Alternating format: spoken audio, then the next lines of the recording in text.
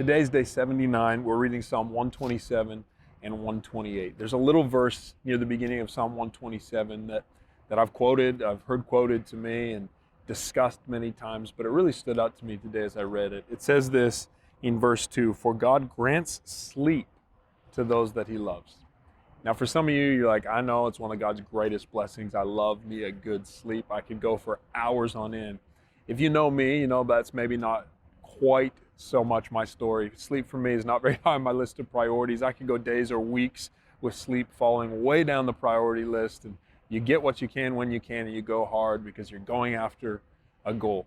But this verse here, it is actually built on the statement that says this: unless God builds a house, those who labor in vain. Meaning this, that you can go as hard as you want.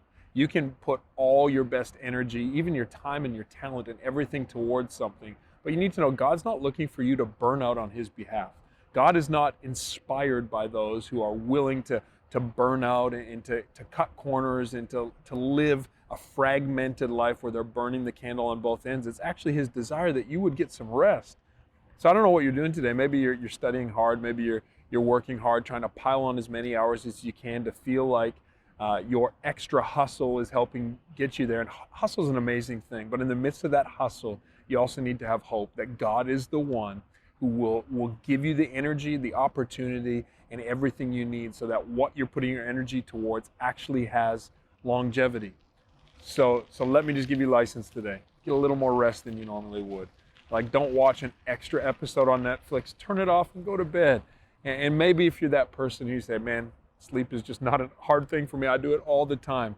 Just understand this, that when you're awake and when you're going for it, do the things that God is about. Be about the things that God is about, because he gives you the energy so that there's effectiveness to what you put your hand to.